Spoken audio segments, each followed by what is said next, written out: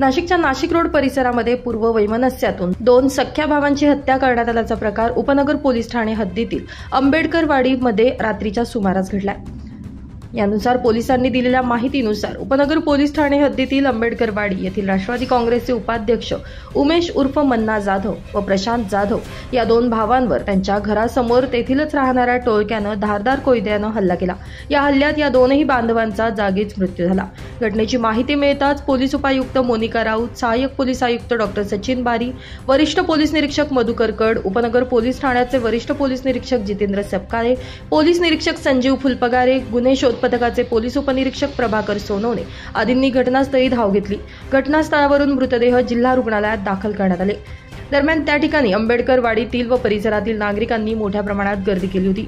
या घटनेमुळे रंगपंचमीला नाशिक शहरात गालबोट लागलं असून रंगाचा भंग झाला अशी चर्चा सुरू आहे। दरम्यान या हल्लेखोरांचा सुगावा पोलिसांनी काही तासातच लावला असून त्यांना ताब्यात घेण्यासाठी पथकर रवाना करण्यात आले असल्याचं बोललं जात आहे। मात्र घडलेल्या या घटनेमुळे संपूर्ण नाशिकमध्ये एकच खळबळ उडाली आहे।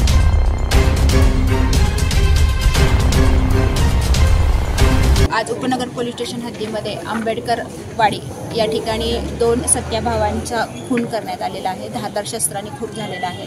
मयतामध्ये प्रशांत जाधव आणि उमेश जाधव अशी दोघांची नावे आहेत।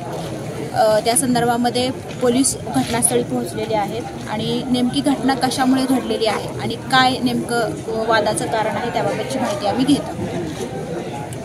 मॅडम, पुढील तपास जो करणार आहात याच्यामध्ये संशयित आरोपींपर्यंत आपण पोहोचलात का? नाही, संशयित आरोपींच्या अनुषंगाने काही नावं आमच्या समोर आलेली आहेत। 4 टीम या ठिकाणी रवाना झालेल्या आहेत। क्राईम ब्रांचच्या देखील 2 टीम ह्याच्यामध्ये आहेत। तर आरोपी हे लवकरात लवकर आमच्या ताब्यामध्ये आहेत। ब्युरो रिपोर्ट, नाशिक माझा न्यूज, नाशिक।